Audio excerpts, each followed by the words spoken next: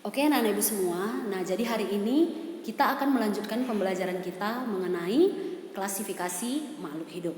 Oke, langsung kita bahas. Oke, yang pertama itu pengertian klasifikasi makhluk hidup. Nah, klasifikasi makhluk hidup adalah kegiatan yang dilakukan untuk mengelompokkan makhluk hidup berdasarkan persamaan dan perbedaan ciri yang ditemukan pada setiap makhluk hidup. Nah, jadi kapan kita mengelompokkan makhluk hidup itu dalam kelompok yang sama? Yaitu ketika kita menemukan persamaan ciri di antara organisme yang ingin kita kelompokkan gitu. Jadi kalau misalnya dalam satu kelompok itu ada ditemukan satu hewan atau satu tumbuhan yang memiliki perbedaan ciri, maka hewan yang satu ini kita keluarkan gitu, karena dia tidak memiliki persamaan ciri dengan kelompok yang kita masukkan tadi atau ditemukannya perbedaan ciri gitu. Nah, makanya dibilang di sini berdasarkan persamaan dan perbedaan ciri. Nah, ilmu yang mempelajari klasifikasi makhluk hidup disebut dengan taksonomi. Nah, pelopor taksonomi ini adalah si Carolus Linnaeus. Jadi yang menemukan taksonomi ini, klasifikasi makhluk hidup ini adalah si Carolus Linnaeus. Oke, yang kedua adalah tujuan klasifikasi. Nah, tujuan klasifikasi yang pertama adalah mengelompokkan makhluk hidup berdasarkan ciri-ciri yang dimiliki. Tadi udah kita bahas ya, untuk mengelompokkan makhluk hidup gitu. Kemudian yang kedua, mendeskripsikan ciri-ciri makhluk hidup dan membedakannya dengan yang lain. Jadi ketika kita sudah mengetahui ciri-ciri makhluk hidup dan kita sudah mengelompokkannya dalam kelompok yang sama, nah jadi dari situ kita bisa mendeskripsikan atau menggambarkan makhluk hidup tersebut gitu. Contohnya padi gitu ya. Bentuknya seperti apa, bentuk daunnya seperti apa, bentuk bunganya seperti apa, akarnya seperti apa gitu. Kemudian membedakannya dengan yang lain. Contohnya kita bandingkan tanaman padi dengan tanaman kaktus gitu. Apa perbedaan yang ditemukan di sana? Misalnya bentuk daun tanaman padi dengan kaktus itu bedanya apa gitu. Kemudian akar kaktus dengan akar padi seperti apa? Kemudian bunga si kaktus dengan bunga si padi itu seperti apa gitu. Artinya kita bisa membedakannya gitu. Kemudian yang ketiga adalah memberi nama makhluk hidup yang belum diketahui namanya. Oke. Manfaat klasifikasi. Nah, manfaat klasifikasi yang pertama itu adalah memudahkan untuk mengenali makhluk hidup. Yang kedua, memudahkan untuk mempelajari makhluk hidup. Nah, jadi kalau kita sudah mengelompokkan makhluk hidup itu berdasarkan persamaan ciri, artinya kita sudah mudah untuk mengenali dan mempelajari makhluk hidup.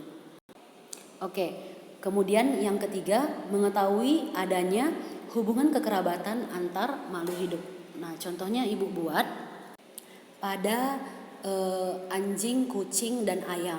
Jadi di antara ketiga hewan ini mana hubungannya lebih dekat ya? Jadi hubungan yang lebih dekat atau hubungan kekerabatannya lebih dekat adalah anjing dengan si kucing. Karena kenapa? Anjing dan kucing ini sama-sama mamalia, hewan menyusui dan melahirkan.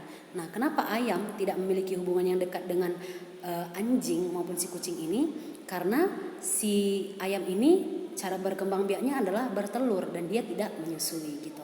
Makanya hubungan yang paling dekat itu adalah si anjing dengan si kucing ya. Itu artinya hubungan kekerabatan. Yang keempat adalah mempermudah cara pelestarian makhluk hidup. Nah, jadi ketika kita sudah mengetahui ciri-ciri makhluk hidup itu, nah makanya kita pun dengan mudah untuk melestarikan makhluk hidup tersebut gitu. Contohnya kita buat pada tanaman eceng gondok. Nah, pada tanaman eceng gondok daun tumbuhannya itu lebih tipis gitu. Nah, biasanya mereka hidup di perairan gitu. Jadi cara perkembangbiakannya yang kita buat, misalnya kita menumbuhkannya di yang banyak mengandung air gitu. Biasanya kan ada di misalnya di kolam seperti itu. Kemudian kalau misalnya tanaman kaktus biasanya bisa bertahan hidup pada daerah tanah yang kering gitu. Berarti kita bisa melestarikannya di daerah tanah yang kering gitu dan tidak mengandung air yang banyak seperti itu ya. Oke, tahapan klasifikasi. Nah, jadi tahapan klasifikasi yang dibuat sama si Linnaeus ini adalah yang pertama, melakukan identifikasi ciri suatu makhluk hidup. Maka langkah pertama yang harus kita lakukan ketika kita ingin mengelompokkan makhluk hidup adalah yang pertama kita harus tahu dulu apa ciri-ciri dari makhluk hidup tersebut. Nah, cirinya bisa kita lihat dari segi anatomi. Nah, anatomi itu adalah bagian dalam tubuh makhluk hidup. Contohnya kalau pada hewan misalnya bentuk jantungnya seperti apa gitu ya. Kemudian fisiologi. Nah, fisiologi ini adalah proses yang terjadi di dalam tubuh. Nah, misalnya proses ekskresi, kemudian proses pernapasannya, peredaran darahnya, seperti itu. Kemudian kalau morfologi itu adalah penampakan yang dari luar gitu. Contohnya kalau pada tumbuhan bentuk daunnya seperti apa gitu, bentuk bunganya seperti apa gitu ya. Nah, itu artinya dari segi morfologi.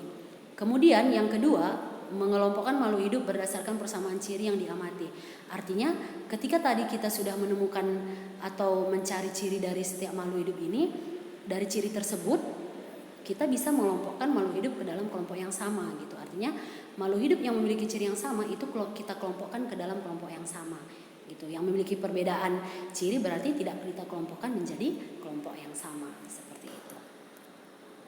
Nah, kemudian yang kelima itu adalah tingkatan takson dalam klasifikasi. Nah, jadi dalam klasifikasi kita mengenal yang namanya tingkatan atau takson. Nah, jadi makhluk hidup dikelompokkan berdasarkan persamaan ciri yang paling umum sampai yang paling khusus. Nah, urutan takson pada hewan dimulai dari kingdom. Nah, kingdom itu bahasa Indonesianya itu kerajaan.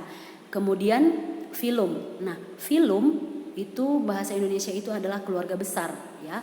Kalau pada tumbuhan itu diganti namanya menjadi divisi.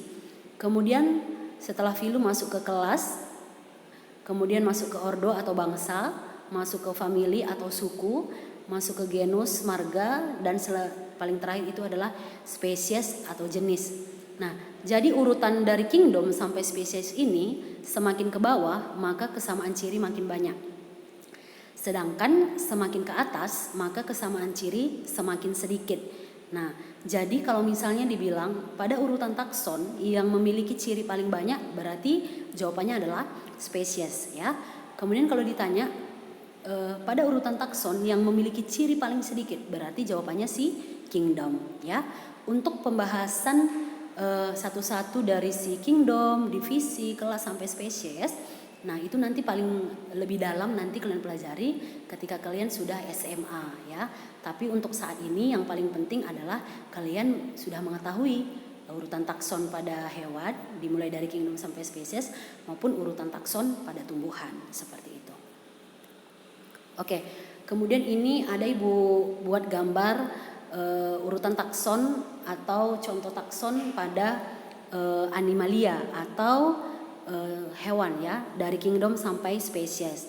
Nah, coba diperhatikan pada kingdom animalia jumlah hewan yang dimasukkan itu sebanyak 7 ya. Artinya ciri yang dimasukkan yang pertama itulah ciri paling umum, yaitu kelompok animalia atau kelompok hewan ya. Setelah masuk ke kingdom, masuklah ke phylum. Nah, pada phylum jumlah hewannya itu menjadi 6, berarti 1 dikeluarkan. Kenapa 1 dikeluarkan? Berarti yang 1 ini memiliki perbedaan ciri gitu ya. Kemudian sampai nanti ke kelas ya. Masuk ke kelas itu ditambahkan lagi ciri yang mau diamati gitu. Ciri yang dimasukkan itu ciri yang lebih khusus gitu ya. Jadi pada kelas ini dikeluarkan lagi 1 hewan. Artinya 1 hewan ini tidak memiliki ciri yang sama dengan kelompok pada kelas ini. Makanya pada kelas jumlah hewannya menjadi 5. Sampai nanti pada akhirnya si genus ya, pada kelompok genus jumlah hewan itu tinggal 2 ya. Maka 2 hewan inilah yang memiliki persamaan ciri paling banyak ya. Sampai nanti ciri yang paling khusus yaitu pada spesies gitu. Makanya tadi Ibu bilang semakin ke bawah maka persamaan ciri mereka semakin banyak ya, tetapi jumlah organismenya itu semakin sedikit ya. Oke, kita lanjut. Nah, ini Ibu buat contoh urutan takson pada makhluk hidup, yaitu pada padi dan anjing. Nah, dimulai dari kingdom sampai spesies. Nah, untuk urutan takson ini sendiri itu bisa kalian lihat di literatur atau internet. Nah, misalnya nanti kalian cari urutan takson atau klasifikasi pada jagung ya. Itu nanti langsung keluar dari kingdom sampai spesies. Nah, spesies ini misalnya namanya adalah si padi. Oryza sativa. Kemudian pada hewan atau anjing ini Canis familiaris. Nah, jadi Oryza sativa atau Canis familiaris ini dinamakan juga dengan nama ilmiah ya, nama ilmiahnya atau nama latinnya gitu. Jadi padi itu nama latinnya Oryza sativa, anjing itu nama latinnya atau nama ilmiahnya Canis familiaris. Oke, kita lanjut. Nah, jadi dalam penulisan nama ilmiah, nah ada beberapa aturannya seperti itu. Nah, dinamakan dengan metode penamaan ilmiah. Nah, metode penamaan ilmiah ini menggunakan sistem binomial nomenklatur atau sistem tata nama ganda, ya. Nah, aturan penulisan nama ilmiah yang pertama ini adalah terdiri dari dua kata atau binomial. Nah, kata pertama menunjukkan genus, kata kedua menunjukkan spesies atau jenis. Nah, nanti huruf depan kata pertama atau genus ini menggunakan huruf besar atau huruf kapital. Sedangkan huruf depan kata kedua yang penunjuk spesies menggunakan huruf kecil. Nah, kemudian nanti ditulis dengan memberikan garis bawah jika tulisan tegak ya, kemudian dicetak miring. Oke. Nah, jadi biasanya kalau kita menulis nama ilmiah dengan tulisan tangan, itu biasanya kita menggunakan teknik dengan menggunakan garis bawah. Tetapi kalau kita biasanya kita ketik, nanti kita menggunakan teknik dicetak miring gitu. Kita lihat contohnya. Oke, contoh penulisan nama ilmiah. Yang pertama itu padi, Oryza sativa. Tadi ingat Oryza berarti penunjuk genus. Nah, tadi penunjuk genus huruf pertamanya itu diawali dengan huruf besar ya. Nah, berarti penunjuk genus yang pertama huruf besar si O. Ya, O. Kemudian kata kedua sativa. Nah, sativa ini penunjuk spesies. Berarti S-nya huruf kecil ya. S-nya yang di sini huruf kecil. Ya. Oke. Huruf kecil S. Oke. Nah, kemudian kalau dia tadi huruf kita tulis dengan huruf tegak, berarti kita garis bawah ya antara Oryza dengan sativa. Tetapi garisnya itu tidak bisa garis lurus gitu, digabung semua. Harus dipisah berdasarkan kata ya. Seperti yang dibuat Oryza kita garis bawahi, kemudian kita pisahkan sativa kita garis bawahi gitu. Jadi kalau misalnya kalian buat Oryza sativa, kalian tarik langsung seperti yang buat Oryza sativa seperti ini garisnya, itu salah ya. Ya, dia harus dipisah berdasarkan katanya gitu. Kemudian tadi cara penulisan yang kedua adalah di garis miring, yaitu Oryza sativa. Kata pertama genus tadi O huruf besar dan S spesies ya huruf kecil. Nah, kalau tadi dia cetak miring, dia tidak perlu digaris bawahi seperti itu ya. Kemudian contoh yang kedua Ibu buat pada kerbau ya, pada hewan. Nah, nama Latin kerbau itu atau nama ilmiah kerbau itu Bubalus bubalis. Ingat, Bubalus tadi kata pertama menunjukkan genus, berarti huruf awalnya itu huruf besar ya. Coba dilihat di gambar, huruf besar. Nah, kemudian kata kedua penunjuk spesies. Nah, penunjuk spesies huruf pertamanya huruf kecil ya. Yang pertama tadi penulisannya tegak ya, penulisan tegak berarti dia digaris putus sesuai dengan katanya. Bubalus di garis bawah, kemudian terpisah dengan bubalis ya, terpisah garisnya gitu. Kemudian teknik yang kedua adalah kita cetak miring. Nah, tadi cetak miring tanpa garis penghubung atau di garis bawahi gitu. Mungkin sudah paham ya. Ini ada latihan uji kompetensi 13 halaman 27. Nah, jadi di soal ini bisa kalian buka buku paket kalian di halaman 27. Nah, jadi tugasnya adalah tuliskan nama ilmiah tumbuhan di bawah ini dengan menggunakan teknik garis bawah dan cetak miring, sama seperti yang Ibu buat tadi. Nah, jadi tekniknya itu adalah misalnya yang pertama bunga sepatu gitu. Jadi kalian cari di internet apa nama Latin atau nama ilmiah bunga sepatu gitu. Nah, jadi ketika nanti kalian sudah menemukan nama Latin dari bunga sepatu ini, kalian buat cara penulisannya dengan dua cara yang Ibu buat tadi, yaitu dengan digaris bawahi kemudian dicetak miring gitu. Setiap organisme. Begitu juga nanti kacang tanah sampai durian gitu ya. Dibuat 2 cara. Oke. Jadi sekian pembelajaran kita hari ini. Jika ada yang bertanya, silahkan bertanya. Semoga bermanfaat dan kalian harus tetap semangat dalam belajarnya. Terima kasih.